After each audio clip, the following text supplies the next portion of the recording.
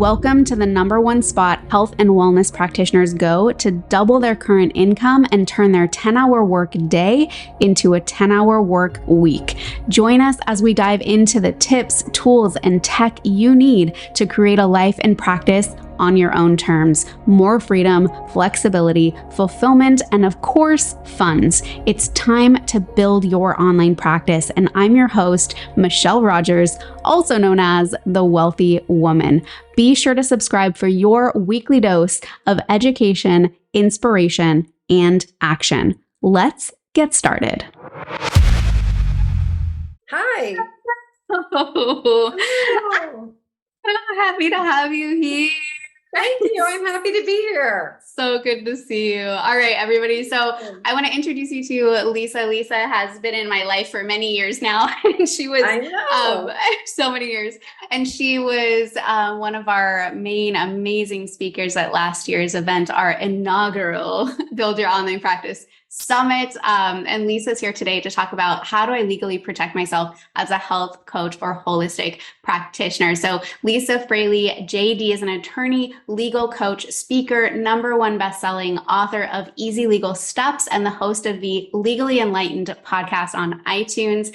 As a holistic lawyer, Lisa blends her legal expertise as a former healthcare attorney in a large corporate firm with the care of a health and life coach through IIN and Coach U. She's helped thousands of health coaches, holistic practitioners, licensed practitioners, and online business owners protect their businesses and brands with contracts, disclaimers, trademarks, and more. Lisa shares her legal love through DIY legal templates, online courses, and one-on-one services, and speaks on stages from British Columbia to the Bellagio. She's uniquely known for aligning legal steps with the chakras. I love this about Lisa, just like her blend of like the energetics and the work. Oh, it's so good. Lisa's mission is to help small business owners understand that the law can be accessible, empowering, loving, and even spiritual. Lisa graduated from Case Western Reserve School of Law with a concentration in health law, and she holds a certificate in sustainable business strategy from Harvard Business School online. And just to give you a little personal background, just like I was saying, Lisa and I have been working together for years now. She's really seen me through like all of my beginnings, like from the very beginnings of my virtual practice, I think over 5 years ago until now. Like she still is just like guiding me. She's teaching inside of my programs, and I adore her, and I just always learn something from her. So just thank you so much from the bottom of my heart for being here and supporting this mission, Lisa, because I know we're just like so aligned in this. Thank you, Michelle. Thank you so much for having me. And what an incredible lineup of speakers you have. This is an incredible summit. All of you who are a part of this event, this is the best use of your time because she has brought to you so many people who can help. So I'm just honored to be one of them and excited to help people feel a little more comfortable with the law and not quite so scared of it. Yes. And I love that. And I think we'll probably get into this, but that is such a big piece right there. Cause I think so many practitioners, they hold themselves back from like being seen, being heard, like actually helping the people that are seeking out their care and their services because they're scared. They're like, I don't know if I can do this. Is this okay? Like, and then we just like kind of close ourselves down, you know? And so that's why I love the work that you do and just the empowerment piece of that. So, thank you. Yeah. Okay. I have a fun kind of like first question for every speaker. Okay.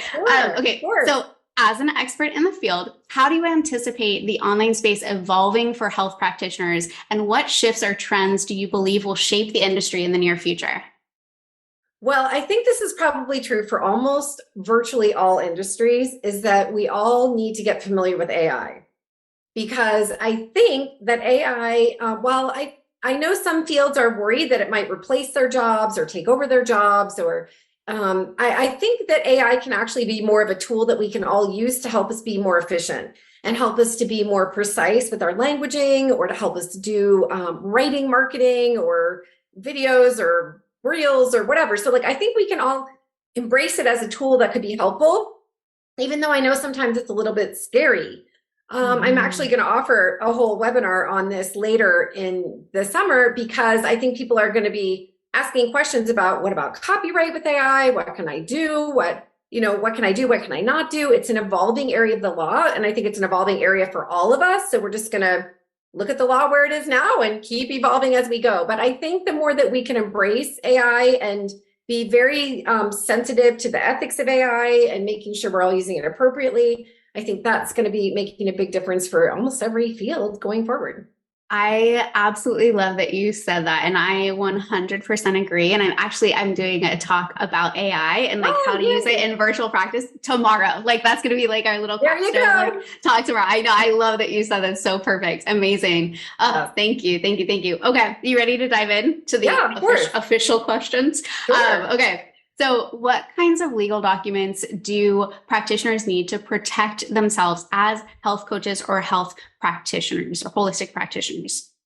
Okay, so there's a whole gamut of legal documents you need, but at the same time, what I want you to know is that anytime you're starting to use legal documents in your practice, I always, as a heart-centered lawyer, want you to have only what you need when you need it. So like there are gazillions of documents out there and you need some as you go, but you really just want to go one step at a time. Just like how Michelle and these other speakers are helping you build your business one step at a time. That's exactly what you do on the legal front. So the most important area I really like to focus on first is your income. Surprise, right? We really want to help make sure that your income is protected and secure as much as possible. So the most important document to start with when you're working one-on-one with your clients, and again, let me just pause a moment here and say this is for people who are not licensed, okay? Like health coaches, holistic practitioners, spiritual coaches, people coming into the health and wellness space that are not licensed, like licensed naturopathic doctors or licensed medical doctors or licensed nurses. We'll talk about that in a bit. This is for health coach and wellness coach types. This is a client agreement that you sign and your client signs so that you have really clear expectations and policies all spelled out in one place in writing. And so this is the document that covers your program agreement, your program description, your payment, your refund policy, your cancellation policies, what happens if they're late, and all of your medical disclaimers you need to say that you're not practicing medicine and that you're not giving medical advice or psychological advice. This is all in one document for you both to sign. So the client agreement is the most important thing you need for your one-on-one non-licensed work, okay? Now, some of you might be saying, well, Lisa, what if I have a group program? What do I need for a group program? So there's a different document that you would use for a group program, especially if you are enrolling people through your sales page with a little checkbox where they type in their name and their address and their credit card, and then they check the box and agree to the terms. That's a document I call terms of use. Terms of use. Now people will say, well, Lisa, why do I need two different documents? Like this why do I need two different documents? Well, the reason is because what we say in the one-on-one contract is slightly different than what we need to say in a group setting. Because in a group setting, you have to deal with confidentiality or Facebook groups or online forums or other things where people are communicating together. So confidentiality is different. And some other things are different in a group space. So the terms of use is what you use to protect your income from a group program. Okay, so those are the first two places most people start. The last thing I'll say is some people do actually have what we call a hybrid program or a combo program where you have a group program and one-on-one in the same program. So there's another agreement for that, but don't worry, these are the only three agreements you need for clients. That's it. Okay, so don't worry, we're just talking about three. That's it, just three. And this last one is called the client, I call it a client agreement for small groups and masterminds. But basically what it's saying is it has language that covers you in a group context and in one-on-one. So those are the three documents for clients that help protect your income. And I align all of these with the sacral chakra because I want you to protect what you're birthing into the world. I want you to create a sacred and beautiful container to hold your client relationship. I want you to have beautiful boundaries, loving boundaries, but that are clear about your policies. So Michelle, I think a good place to start was just talking about what you need to protect your income. Of course, there are other documents you need for your website and for podcasts and social media and other things you're doing. But at least the best place I always want people to start is to protect your income. Yeah, I love that. And I think that those are really those are the core, those are the ones we need in place for sure. So what kind of legal documents, or how would the legal documents be different for licensed practitioners as opposed to the unlicensed practitioners? Great question. Okay, so if you're a licensed practitioner, then we're going to say, just for sake of clarity, we're going to call all of the people you work with patients. I know in some professions like dietitians and therapists, sometimes you call them clients, but we're calling them patients to distinguish between the non-licensed, okay? So when you're working with a patient, you are in a medical relationship. And I know you all know this if you're licensed, but just to help really spell out the difference, because it can get confusing for people, especially in the online space. When you're working with a patient, you need to be working with a patient in the states where you're licensed, and you're working under your license. You're using your title as a naturopathic doctor or a nurse or a physical therapist or whatever it is that you are. And you have your clients sign informed consent. And I know you know this because you learned this in school. But basically what you're doing is having patients agree to receive medical treatment and disclose that they're voluntarily assuming it, and also that they have been informed of the risks and the benefits. So they're consenting to receive your medical judgment and your medical treatment for whatever their disease or illness or diagnosis or whatever it is. So informed consent is the main document you need with your patients. You also need to have them sign your HIPAA document, which you're probably aware of. And then any policies that you have for your office or your payment or insurance or things like that, I wrap all of those in my DIY informed consent in the same document. So they just sign one document, but there are many ways you can do that in a medical practice. And the thing that's been tricky in recent years, of course, is you have so many licensed practitioners who want to do online work, which is great. But there's certain things you can do and certain things that you can't do. So be super clear that when you're working with patients, as a licensed medical practitioner in a patient relationship, then they need to sign informed consent. If you're over here trained as a health coach or wellness coach, or you go through Michelle's certification program and you come out on the other side as a wellness, some type of holistic or wellness practitioner, then you would use a client agreement, and you're not going to be calling yourself a doctor or a therapist or whatever in that practice. So we have to draw a line between the two, because medicine and coaching or wellness consulting are very different professions. Easily confused, but very different professions. Very different. Yeah. And I think sometimes practitioners get confused. Like, what is the difference between unlicensed and non-licensed is that something? I just use that word non-licensed because the probably appropriate term is unlicensed. However, laws exist to support or to help explain what the unlicensed regulation or practice of medicine is. And so unlicensed often has a really negative connotation that you're violating the law if you're unlicensed, but really it just means you don't have a license. So I'd rather use the non-licensed, meaning you don't have a license. It's not that you're violating any licensure laws by saying that you're unlicensed or practicing the unlicensed practice of medicine, but they're the same. Thank you. I appreciate that clarity. So what do we need to know about working virtually across state lines? The big question. And I have a whole course that goes through all of this, of course, because we're going to give you the high points today. But this is a very important area to understand the distinction, okay? Because there are certain things that you can do as a licensed practitioner, calling yourself a doctor or a nurse or whatever your title is, okay? Where you can do DIY, self-study programs, and group programs with some restrictions, okay? The one area that licensed practitioners do not want to do is one-on-one work with people across state line. Why? Because that is considered the practice of medicine, chiropractic medicine, naturopathic medicine, whatever. You don't want to do one-on-one across state lines. That is the highest risk you could take. And I really encourage you not to do that. That's why there are licensure laws in place. However, you can do education through an online course, a self-study course, webinars, podcasts, education, and even a group program. If in the group program, you're not giving personalized advice, even in the Q&A calls, and you're not telling people individually what to do for their own situation, and keeping your Q&As and your question and answer to general information about the course content, okay?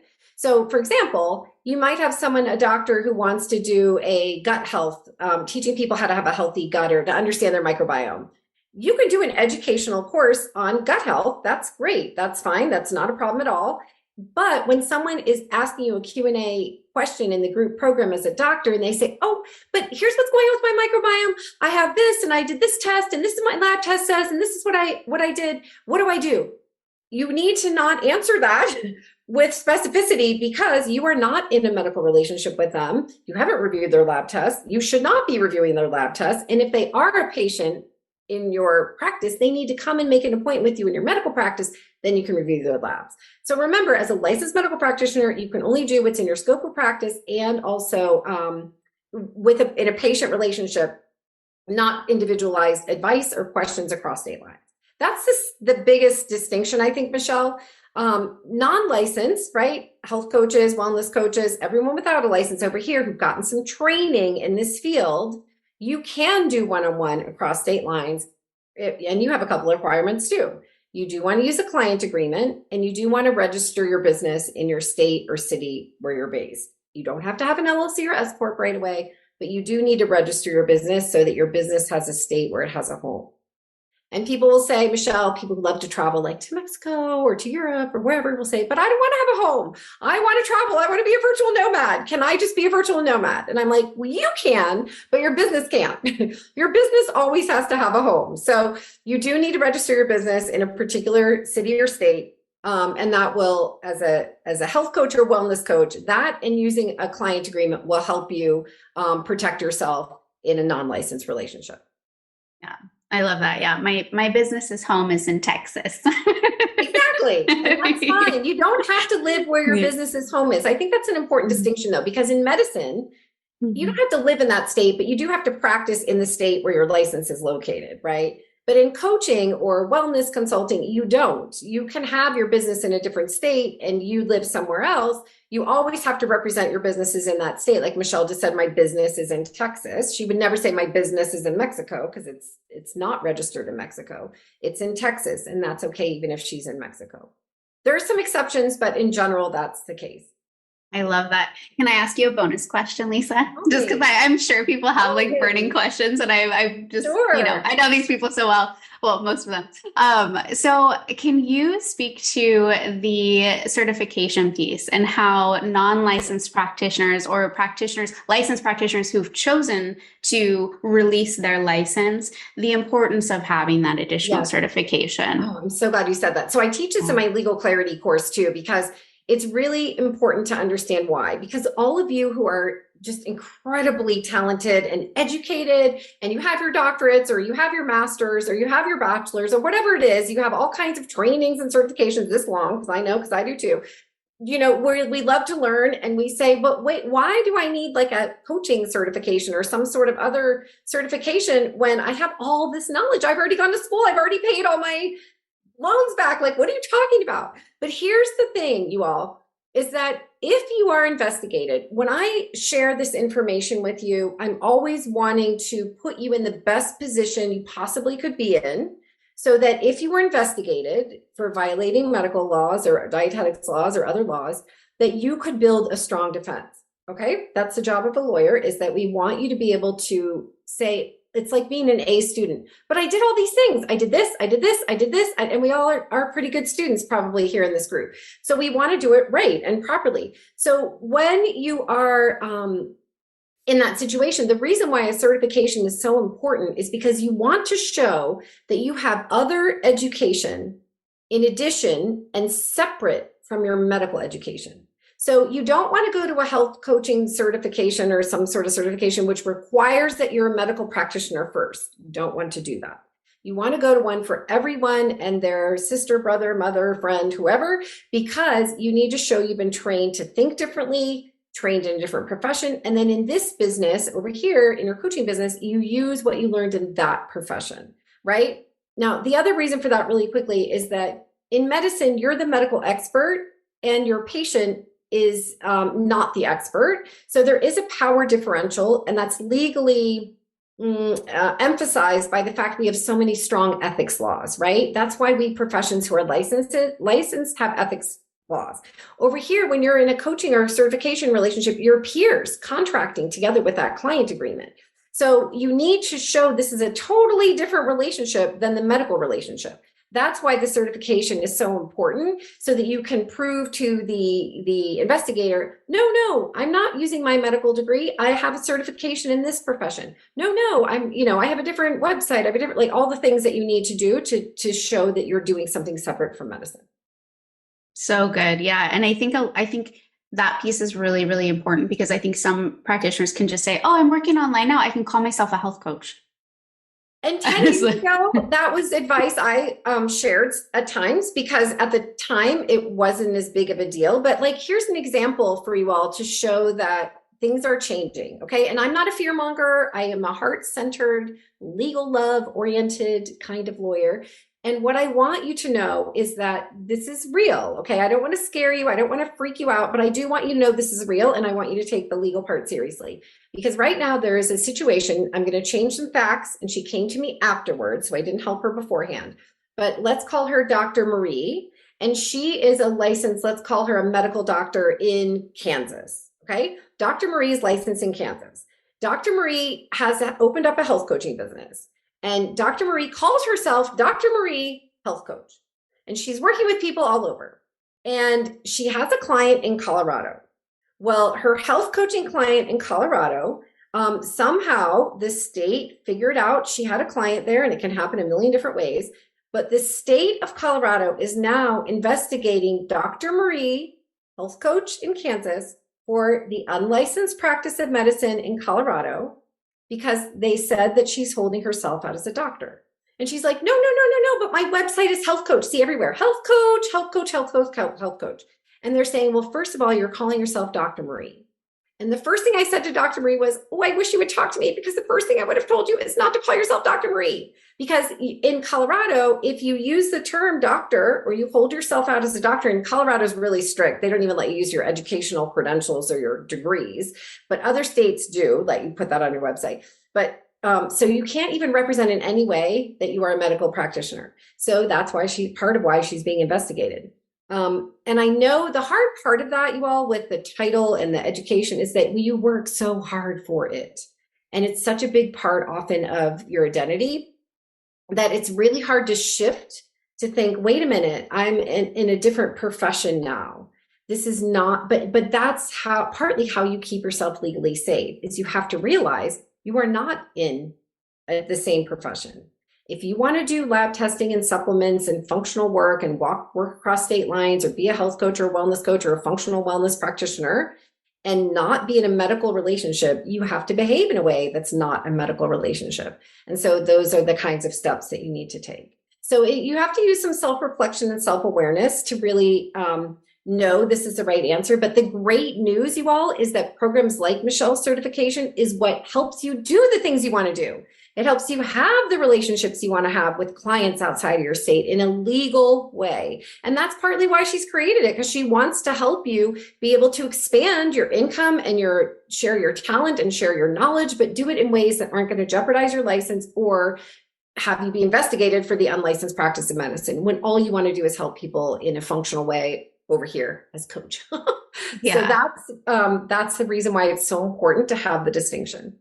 Yeah, I love that. And even just like hearing you say that, I'm sure a lot of people just like had a bunch of tension melt away. Like, oh, it is possible. It is like it is possible to do the thing that I want to do. Possible. It just looks different. And like speaking back to the identity of like, oh my gosh, but I'm a doctor. I'm whatever title that you have, whatever you've earned. It's like I went through a complete like identity shift and like ego death around like, everybody being like, wait, you're not going to be a doctor anymore. And it's just like, but I promise, like I never looked back. So anywho, if you have questions for Lisa, pop them in the Q&A. Is there anything else you want to bring up, Lisa, before we dive into questions? I always love leaving like some extra room for questions for you, just because I know like you feed off like questions. Yes, really I do, because I'm a generator too. Yeah, exactly. I know. The one thing I will say though is, you all, with your questions, please know that if your question is super specific, or if I feel like I need more information from you to be able to answer it, please know I might recommend that you do a free legal chat with our team,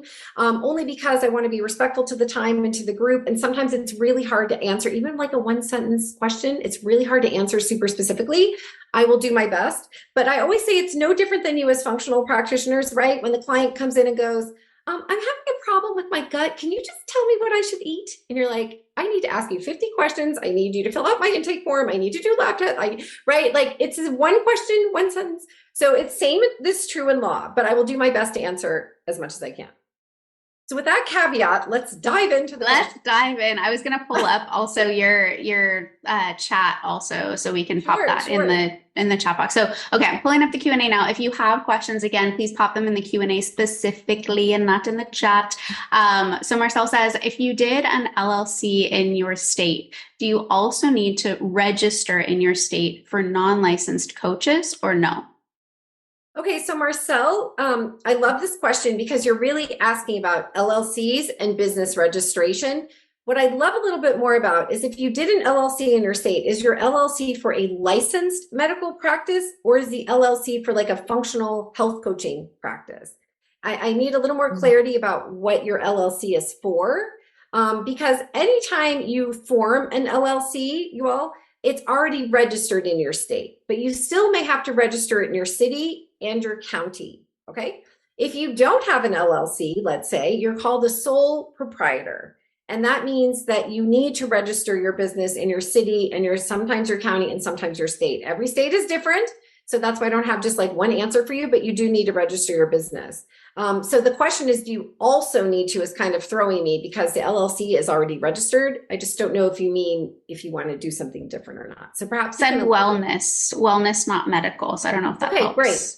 Yeah. So Marcel has a wellness LLC registered in the state where Marcel practices, a wellness business. So you then only would need to look into, do you have to register also in your county? And do you also have to register in your city? So Marcel, you would have to do that legwork and look at your county website and your city website. You can usually even call them, or it's usually on the website to find out if you have to register in either of those places too. Usually you have to in your city and sometimes also in your county. Thank you. Great question. Awesome. So Carrie says, I have 3 questions. If a person doesn't yet have a website, where should we use the website terms and conditions, disclaimer, and privacy policy? Okay, she says, pause there. Yeah. The next question. Okay. Of course. So, okay, so you're not going to use the website terms and conditions, disclaimer, and privacy policy until you have a website. However, if you have a landing page or an opt-in, or maybe you just have one sales page, but not a whole website, you would still want to use the website disclaimer there and the privacy policy. So even if you have an opt-in page that's really short, like just for a free gift, or you have a sales page, you do want to use at least those 2 there. And usually you put them in as links in the footer of the website, like the word disclaimer and the word website terms and conditions and the word privacy policy. So hopefully that will help you have some clarity there. Okay, Perfect. Next question. Yay. Time or it gets too difficult. Yeah, that makes sense. I'm in Florida and am a licensed practitioner with an in-person business. And I've opened a second business for a virtual hybrid program as a health coach. So I'm still considered licensed in this virtual business until I give up my license completely? No. Okay. So, okay, you're a licensed practitioner with an in-person business in Florida. Now you've opened up a second business because you want to do some sort of health coaching or functional health coaching in a different business. Okay, so first of all, I want to commend you for having 2 different businesses, either 2 different LLCs, or one's an LLC and one's an S corp, or one's a sole proprietor and one's an LLC. There's lots of ways to do it, but you need to have 2 different businesses. So that part is excellent. You don't have to give up your license to be a functional health coach or functional wellness coach. And notice, by the way, I should say I'm not saying functional medicine health coach, no medicine over here, just functional health coaching or wellness coaching, functional health coaching. So you don't have to give up your license, but in your health coaching business, this is really important. Remember my example of Dr. Marie in Kansas. You don't want to call yourself Dr. So-and-so, nurse so-and-so, physical therapist so-and-so in your health coaching business. So that's the key part, is they have to be totally separate. Over here, you're the licensed practitioner. Over here, you are not. You are in a different profession, trained in a different profession with a different business, different website, different everything. Because it's almost, you all, like I kind of joke and say, it's almost like you were a doctor who has a jewelry business. And people are like, huh? But I'm like, think of it that way. Even though you're dealing with the body, or it's the difference between being a physical therapist who helps people rehabilitate injured body parts, let's say, versus a health or wellness coach or a personal trainer who's trying to help you run a marathon. Personal trainers don't rehabilitate knee injuries, even though you're both dealing with the body, right? So the same is true. Even though you're dealing with the body, medicine is different from coaching. So good job. Keep them separate. Excellent. Keep them separated, right? Yeah, exactly. Love it. Last one from Carrie is, when should a person consider trademarking? Great question. Excellent. Okay, so when I have written my book, Easy Legal Steps That Are Also Good for Your Soul, I have taken 7 legal steps that people need as they grow in their business and align them with the chakras. And trademarking is aligned with the 7th chakra, the highest chakra, which means that you usually need to do or want to do other steps before you get to that point. Okay. So trademarking aligned with the 7th chakra because it is a crowning achievement, because you are trademarking a brand that you have probably used quite a bit in your business up to this point, in your one-on-one work, in your website, with your group calls. Maybe or maybe not, it's the name of your LLC. It doesn't have to be, but you've been using it in your business such that you know that it has these 3 things. 1, that you're making profit from it. You don't have to be making bazillions of dollars, but you do have to be using it to make profit. It can't just be like sitting there as a brand you've never used, but you really love, but you've never used it in your business. You don't trademark that. So is it making profit? Number 2, does it have a lot of potential? Meaning, when you get a trademark from the US Patent and Trademark Office, you get it for 10 years, and then you can renew it and renew it and renew it. So you don't want to trademark something that you're like, meh, I don't know if I'll use it in 2 years. Don't trademark that, okay? Trademark something that has a lot of potential for you to use as a big brand in your business. It doesn't have to be your only brand or even your highest brand. It can be a sub brand, but you do need to have it having potential, or it's just not worth the investment of trademarking.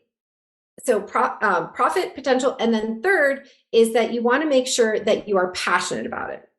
You are passionate about it. This is something that feels like you on the page, like this is your brand, and it's something that you really care about. Because like I said a minute ago, if you're feeling lukewarm, like I don't want anyone else to use it, but I don't really know if this is really my thing, don't waste your time on that. So usually you've been using your brand in your business for quite a while, you're making money, it has potential, and you feel really, really good about it. That's a good time to consider trademarking. And the first step to trademarking, which I can help you with, other lawyers could help you with too, is the trademark search. And that's where we look to see if there are other brands out there that are the same or similar that might stop your trademark from going forward. So that's the first step. And then the second step after that is the actual application. So great question. Trademarking is so important. It's fantastic.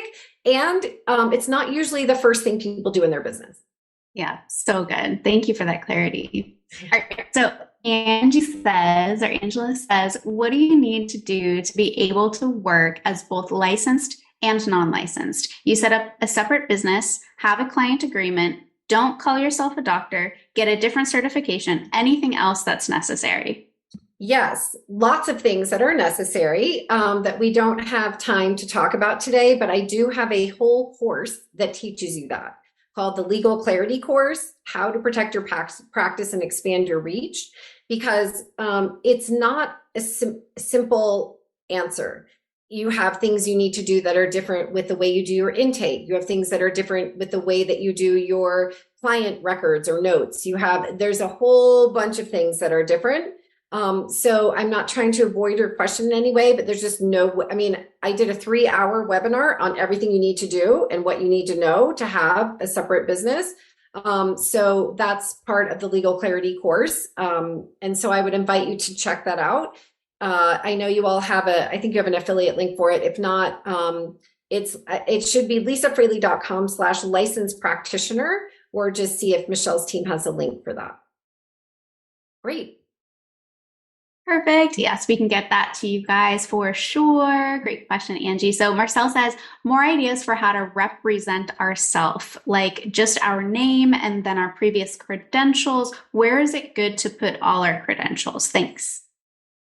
Okay, so Marcel, great question. Representing yourself will depend on the state where you're located. Okay, so you all, just to come back to the 30,000 feet here for a second, Everything is based on state laws. Okay. If you're out of the country, if you're in Canada, it's your provincial law. Because as you know, every province is different, just like in the US, how every state is different. And if you're other places around the world, you have laws where you're located if your business is registered there. So representing yourself comes down to what words are allowed to be used and what words aren't allowed to be used in your state or province. So just to give you some really good examples, one of the things that I want you to stay away from, let's do that. Let's use words to stay away from. That'll be better.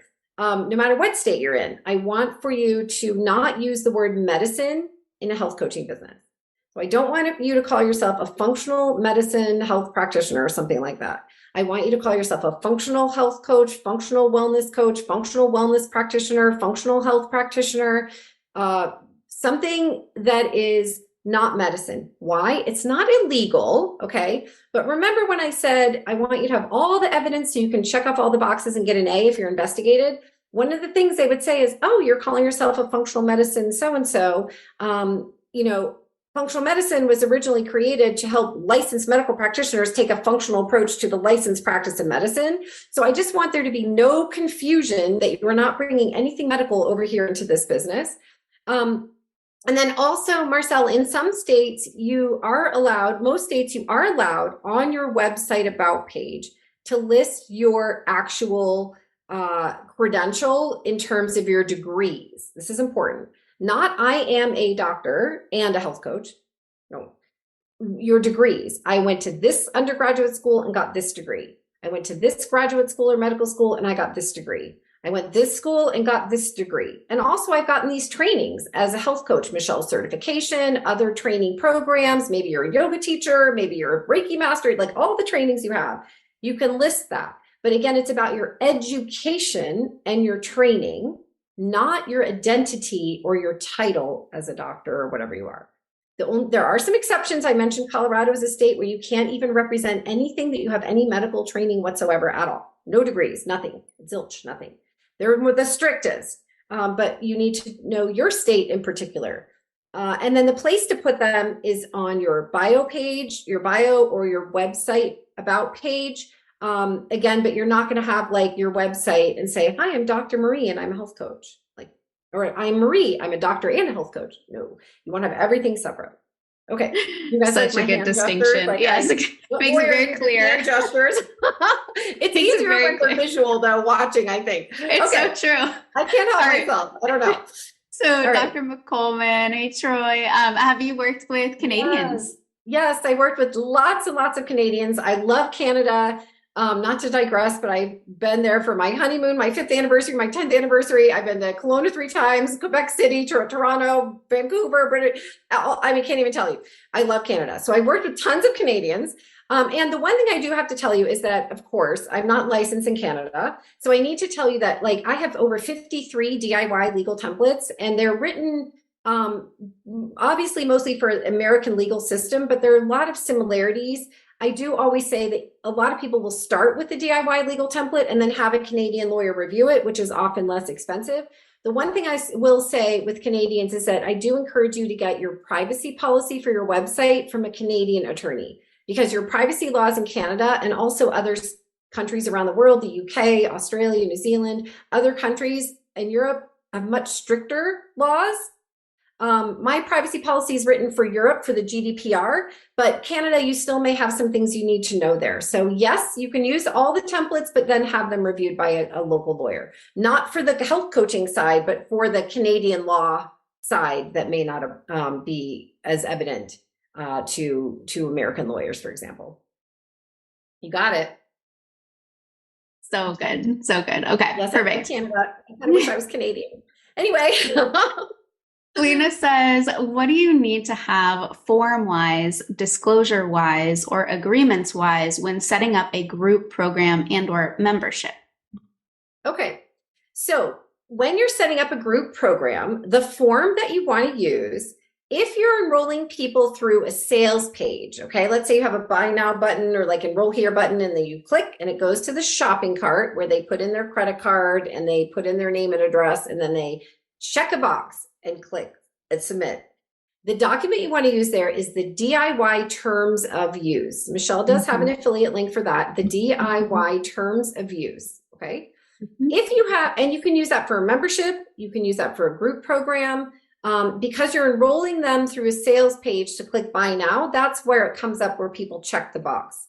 If you're enrolling people through a discovery call in your group program and you want them to join and you take their credit card maybe, or then you would send them the agreement, which would be the DIY client agreement for small groups and masterminds. Okay. This is an either or scenario.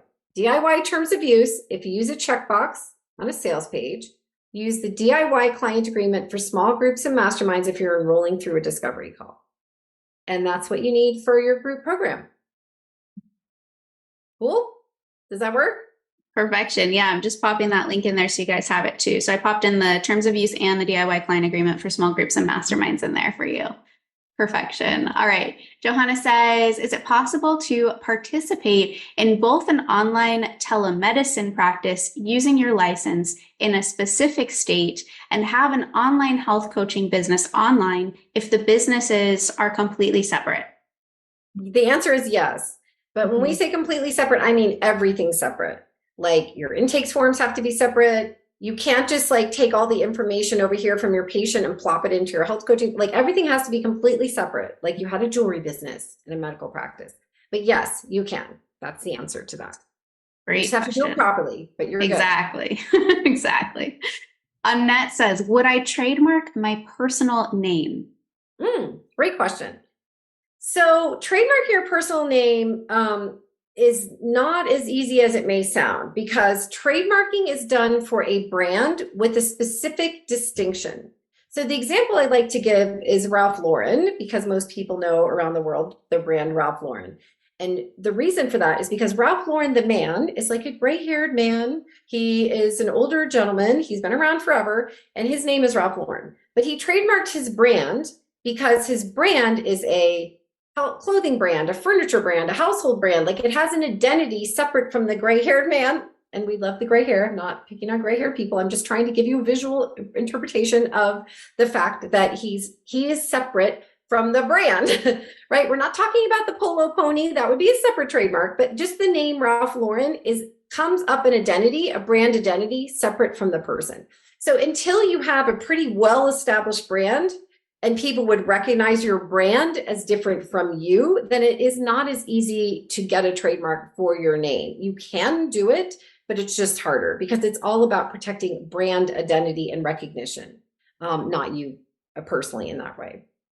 Great question. Sandy says, what about if you decide to do both online along with face-to-face visits? Would you consider them separate legally? So Sandy, it depends on, I'm not sure what you're asking. Like if you're saying, I'd like to do face-to-face visits as a medical practitioner with patients in the states where I'm licensed, and I'd like to do online Zoom visits as a health coach or a functional health coach, you can do them, but you have to separate the businesses, separate business names, separate business entities, separate business bank accounts, separate business website. Like everything has to be separate. If you're asking, well, no, Lisa, maybe I'm a functional health coach and I want to do face-to-face visits and online visits in the functional health coaching business, you can do that. Okay. Or over here, you might be saying, well, I am a naturopathic doctor and I want to do face-to-face visits with my patients like I've always done, but now I want to do telemedicine. How does that work? You just have to follow the telemedicine laws of your state. And I encourage any licensed practitioner who's allowed to do telemedicine and follow your state laws, but also use a telehealth consent form, which I have a DIY telehealth consent form, but get written consent because some states require written consent, some require oral consent, some require notes in the medical record. But when you have a written consent, then your bases are covered. So you can do face-to-face and online in a medical visit in states where you're licensed, but not across state lines. Or over here in health coaching, you can do it in the same. Okay. So those are the scenarios. Perfection. And I wrote in the comments too, Sandy, like if you want to specify, feel free to. Yeah. I was just trying to answer it for everyone. Yeah, no, everyone perfect. listening might ask, Perfect. but what about me over here? Yeah.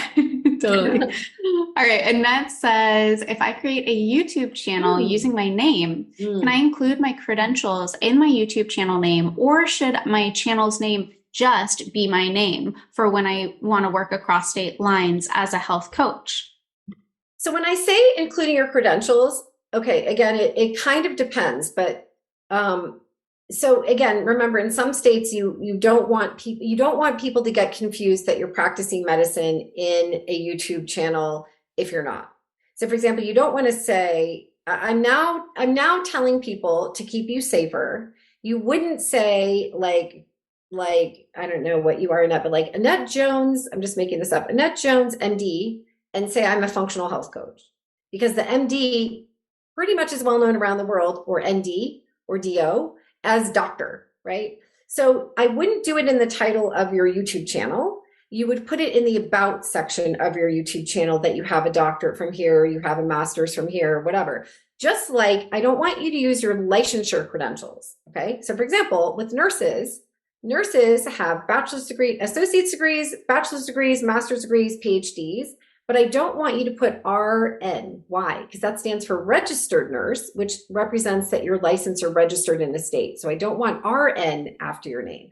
But if you have a master's degree in nursing, or a bachelor's degree, or associate's degree, or PhD, you can say PhD, or you can say master's, MSN. I think it's Master's of Science in Nursing, although some schools call it other things.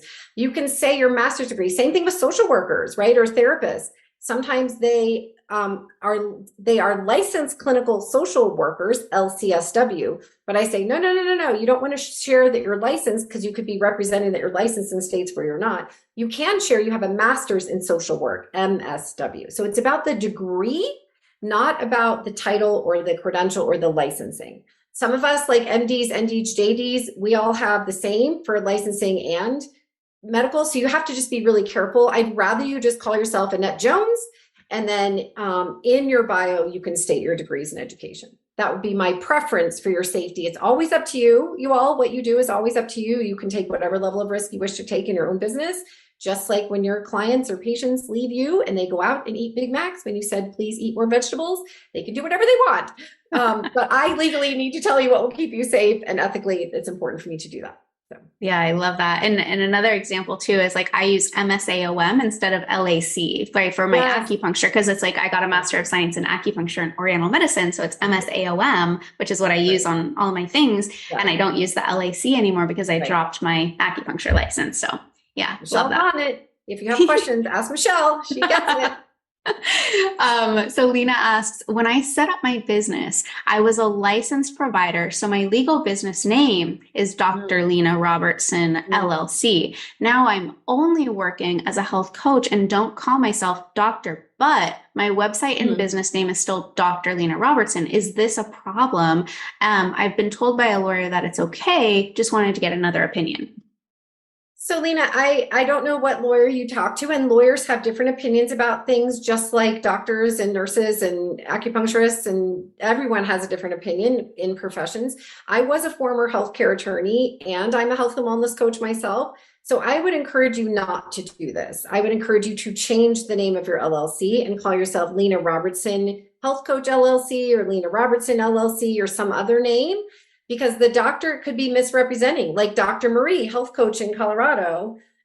You don't want to represent yourself as a doctor if you're not practicing medicine. And I'm assuming this is a medical doctorate rather than a PhD doctorate, but even then, it can still be a little confusing. So I would definitely change your website name. I would definitely change your business name. And I know I'm bumming you out to tell you that, because you're like, oh, do I really have to? And I would say you can choose to take whatever level of risk you want, but in that list of getting an A, if you were investigated and they're like, oh, one of the things you're doing here is you're calling yourself Dr. Lena Robertson LLC health coach. So you're representing yourself as a doctor in states where you're not licensed. And so that would cut against you and would be harder to defend. So I would really encourage you to change it, because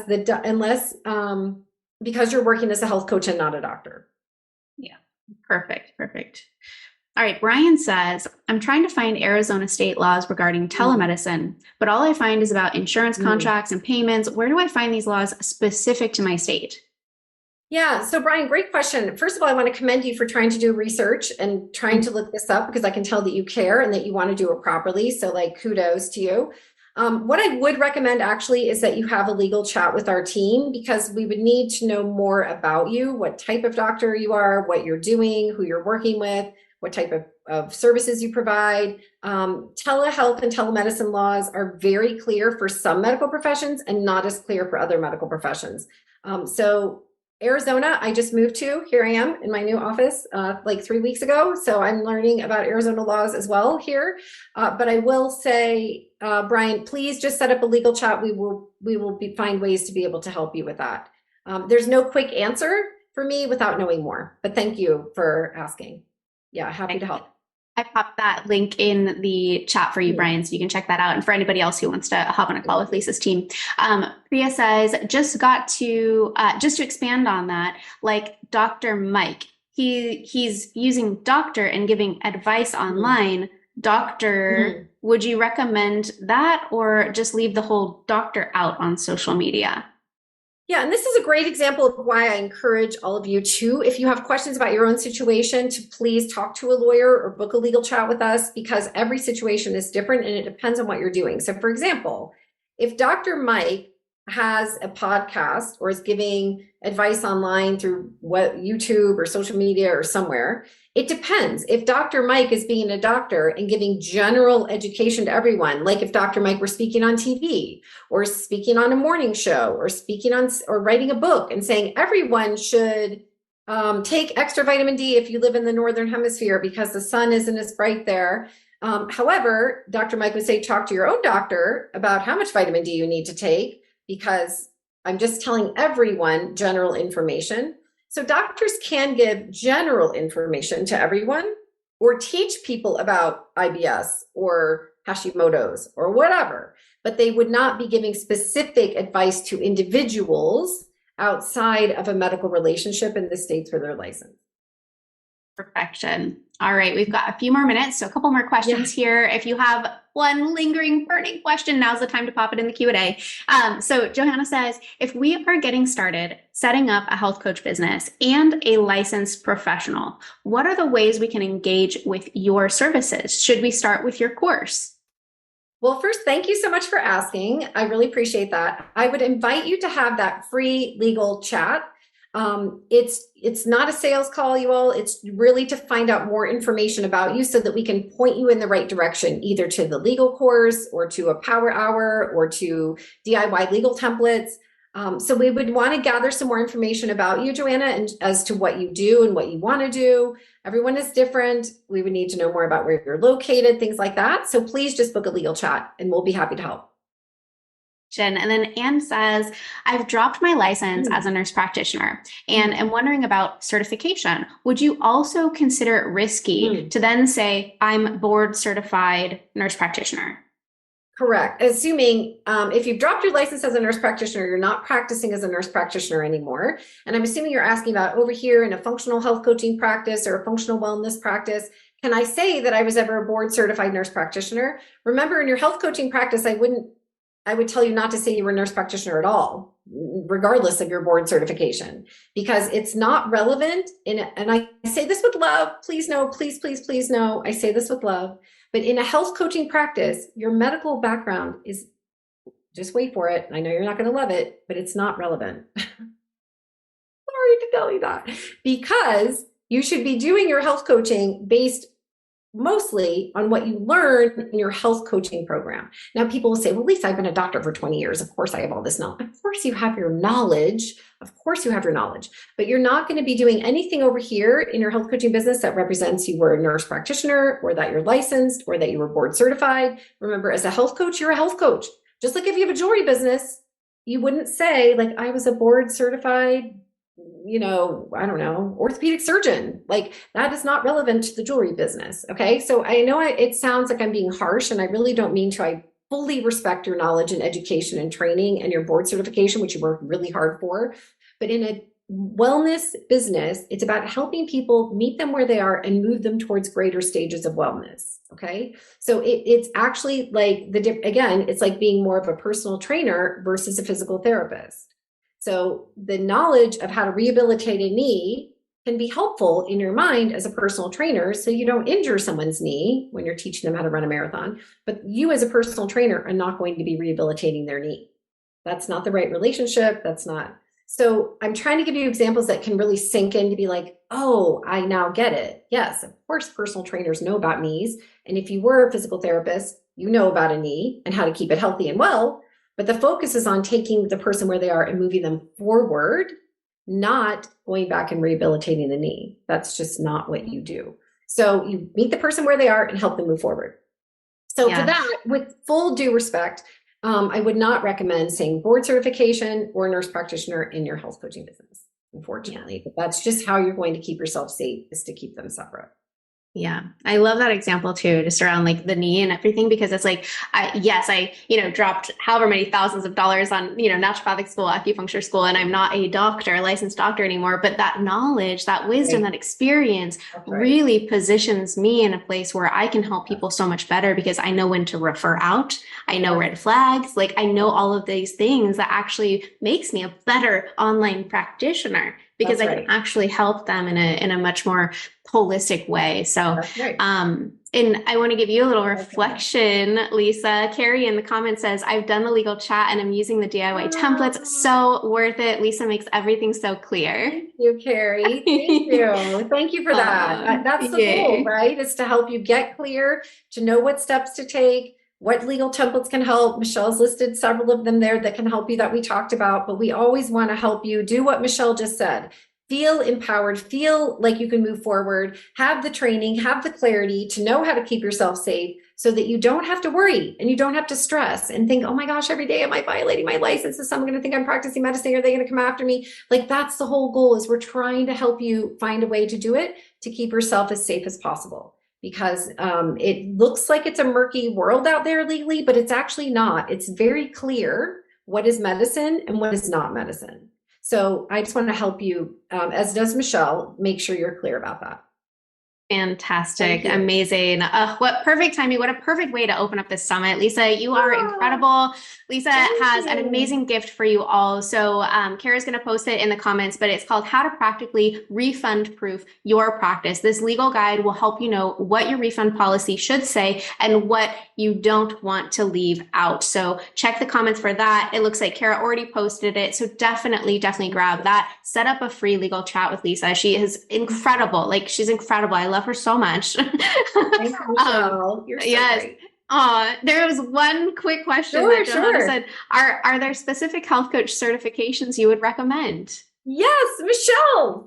There you go. She didn't, I know, Joanna, I know you weren't a plant, but you couldn't ask that in a better way. Michelle's certification will help you, because the reason I say that, I'm being, that was cute and funny, but I will say I highly recommend Michelle, because she does understand these legal parts. She's not going to give you legal advice because she knows that's not her lane, but she knows this. And if she sees that you're doing something that she thinks is troublesome, she's going to help you not do that.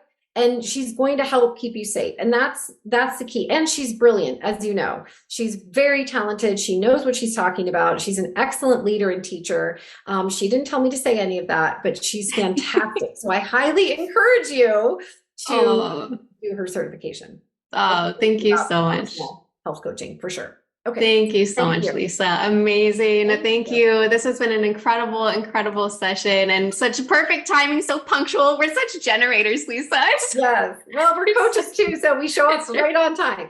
And I just want to thank you for having me, and thank you everyone for your great questions and for listening and for really absorbing that. I know it's a lot. I know it can feel heavy, but it's very exciting that there's so many opportunities for you, and Michelle and her whole team, and all these other speakers can help you with that.